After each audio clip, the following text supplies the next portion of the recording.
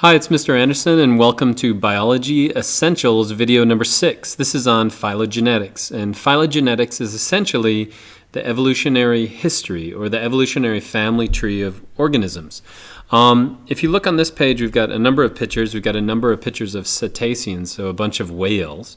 So the goal of phylogenetics is to create a phylogenetic tree. In other words, a tree that shows who's related to who. In other words, is the humpback whale most related to the gray whale or to the minke whale or to the fin whale? And so phylogenetics is actually a really fascinating area right now because with all the DNA evidence that we have, we're able to put together a wonderful picture. And our goal is that the phylogeny will match taxonomy. In other words, we can give names to organisms based on who they're related to. But the more you learn about this, the more you realize that all life is very, very similar. We have similarities between all of it. So let's get going on phylogenetics. And so basically, speciation is when one organism or one population or one group eventually diverges and so they can't interbreed anymore. That's the simplest way to think about speciation. And so phylogenetics and phylogenetic trees require speciation to have occurred. There are a number of different phylogenetics trees. The one that we'll talk a lot about are called cladograms, and they use what are called clades. And so it's just a specific type. But a phylogenetic tree shows the evolutionary history of an organism. Now, how do we figure that out? Well, we could use all the tools at our disposal. I'm going to talk about two specifically today. One is morphological. Morphological is the structure that you have, and the other is molecular. And so morphologically, I'm going to talk about hearts and how hearts have changed over time as they've required more and more things. And then the last is molecular. In other words, how do we use DNA to figure out who's related to whom? So those are phylogenetic trees. This is the evidence that we use to figure it out. And then at the end, I'm going to talk more about cladograms and how you create a cladogram. And so let's start with the biggest phylogenetic tree of all, a phylogenetic tree of life. So if this is life down here, so if life began, 3.6 billion years ago, it's diverged into all these different lineages. And so this right here would be a phylogenetic tree of life. Now, the one thing I want to point out, and Darwin was the first person to do this, is that whenever you have a tree, that suggests that there's common descent. And what does that mean? Well, bacteria, archaea, and eukarya, since they're all on the same phylogenetic tree, it means that they all came from that common ancestor. And so every time we have a branch point on here, so what does this suggest? That branch point right there suggests where that tree diverged into the eukarya and then the archaea that we have. And so the idea of descent is a long one, but the more evidence that we gather, the more we realize that Darwin was right on. Now we have to figure out who's related to who. And so let's start at evidence that we have. So the evidence that we can use to make a phylogenetic tree, let's start with the first one is morphological. Morphological are the structures that you have.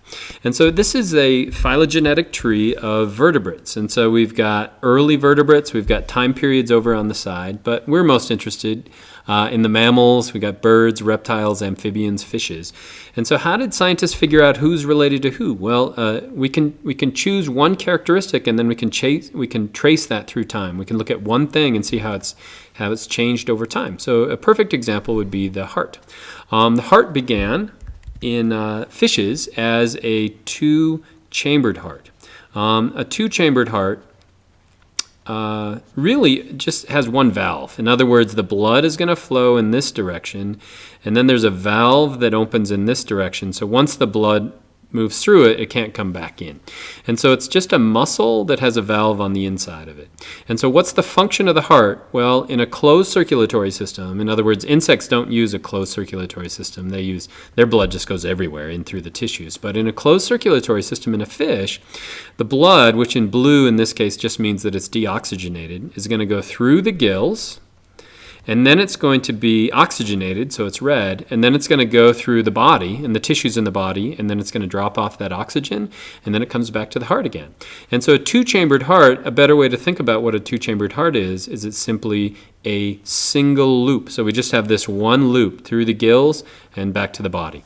And for fishes, that works great. The problem is that as we move on to land, there are quite a few more constraints as you move, especially as you move towards being like a warm-blooded organism. And so the constraints get heavier and heavier. And so it's okay to have a two-chambered heart. It works great if you're a fish. But as we move on to land, then it has to modify itself. And so again, we just have this one loop. The major problem is that once it goes through the gills, you lose a lot of the pressure. And so you lose the pressure, and so it's hard to move that through the rest of your body. It works great if you're floating in water, but as you move on to land, we don't have that pressure. Okay, so let's go to a three-chambered heart. Now, a three-chamber heart arrives in the amphibians, and so things like a frog have a three-chambered heart. So they've got three delineations. We've still got that loop that goes through the lungs, and mostly in amphibians it actually goes through the skin where they pick up oxygen. But you see that we now have a problem here. We're not losing that pressure. In other words, we're able to pump the blood to the skin in the lung, or excuse me, we're able to pump it to the skin in the lungs, and then we have a separate loop that goes through the body. So we still don't have to deal with that pressure. But the problem comes in right here, and that is that we have a mixing of the oxygenated and deoxygenated blood, and so it's purple. Now, is that a problem? Well, it's a problem if you are anything above or spend more time on land than amphibians do. And so it works great for amphibians, but you have a mixing of oxygenated and deoxygenated blood. And so if you look at this loop, it's a double loop. But if you look at it and say, okay, now let's move up to the reptiles. And now we have to move more blood, and we don't want as much of this mixing here because we're going to lose a lot of that oxygen. Well, think about it as an engineer. How could you solve this? Well, a three-chambered heart works like this, and what it does is it has a septa that's built right down here in the middle of the heart, and that septa separates the deoxygenated from the oxygenated. It still has a little bit of mixing of the blood, but that works great because they're cold-blooded critters, and so as they move that blood around their body, they can actually keep themselves a little bit warmer.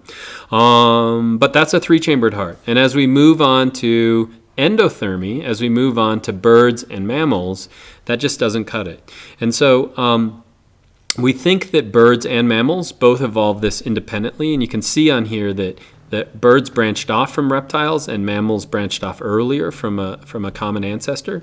And so we eventually have the arrival of the four-chambered heart. What's the four-chambered heart do? Well, you can see that septa that went right down the middle has completely closed off, so we don't have any mixing of the oxygenated and deoxygenated blood. And so birds and mammals have this morphological change, and they did it because they're endothermic. In other words, they require a constant body temperature. And so we can trace this morphological evidence through the organisms. We can say who's related to whom.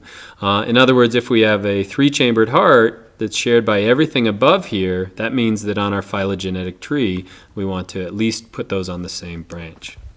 Next, I want to talk about molecular data. So molecular data is looking at the DNA, so looking at the genetic code. And so this is a study that was done in 2009, and what they were trying to figure out is where metazoans fit and who's related to whom. And every time I have a new biology book, I find that this is actually organized a little bit differently. But we have this group down here of the jellyfish and the sponges down here on the bottom, and then we have this group up here which contains things like us. And so scientists weren't sure if this branched off early or if these branched separately. And so what they did is they gathered a huge amount of DNA evidence. And so you can see here that this was a very large study done on a number of different families, a number of different groups of animals. And they looked at mitochondrial DNA, proteins, ribosomal RNA. They looked at a number of different things, and they figured out, just as very recent, that this branch and this branch are actually sister branches. The branch up here that makes us and the branch that makes the jellyfish have kind of separated a long time ago, and they've been evolving since then. And so this is a great way, this would be a phylogenetic tree that we can use molecular evidence to answer a problem. But you have to gather a huge amount of data before you can actually do that. And on here you can see that they actually have an outgroup, which is a group of fungi, which is not an animal, but it's a way that we can actually make comparisons to that molecularly, and then we can figure out the connections. Okay, last thing I said I'd talk about are cladograms. Cladogram uses what is called a clade. And a clade, if I remember right, comes from, I think Latin, it means a branch. And so a clade is simply a group that has an organism and all, and I would circle the word all, of its descendants. And so this right here is a clade because it has this organism and all the descendants that come from that. Or this, the orange, is going to be a clade because it has this organism and it has all of the descendants that come from that. But green right here, we would not call this a clade. And the reason why is that you would have this organism right here and all these descendants, but you're missing a number of them over here. And so that's not a true clade. And so cladograms are going to, it's the definitive answer of who's related to whom. But you use two things. You use molecular and DNA for sure, evidence. But the other thing that you're going to use are something called synapomorphies. And a synapomorphy is going to be a characteristic that's shared by all of those in the clade. So a couple of good ones, as we look through the fossil evidence of dinosaurs, we branch all dinosaurs into two groups, the Ornithischia and the Saurischia. And these are all, Saurischia, if I remember right, means bird-hipped, and Ornithischia means lizard-hipped. And so it's a way to branch these groups. And so a synapomorphy would be this characteristic. In other words, Saurischean is going to be, in this hip structure, is going to be shared by everything in this clade. And so the goal is to have a clade that has similar characteristics, and it also doesn't leave anything out. A real example that you're probably familiar with would be reptiles. Reptiles is a silly term because reptiles used to be this blue area right here. It contained things like turtles, it contained crocodiles, and birds we left out of that. And so if you look at this group is what's called paraphyletic. And so reptiles as a group was paraphyletic. It had all of these descendants, but it lacked the birds. And we now know that birds are a part of this group. And so the goal of a cladogram is to create what are called monophyletic groups. Monophyletic would be this, would be this yellow group right here because it contains this and all of the descendants of that move from here. So polyphyletic means you have groups that come from different areas. So if we were to put mammals and birds together in one group, that'd be polyphyletic. And paraphyletic is when you have some organisms but not others. And so what's the goal? The goal of a cladogram is to figure out all of life. So we put all of life on branches, and we figure out who's related to whom. And then hopefully we can use a naming system and classify all of life. It seemed like a daunting task at one time, but molecular evidence is giving us an inroads to that, and it's a really hot topic as far as biology goes today. So that's phylogenetics, and I hope that's helpful.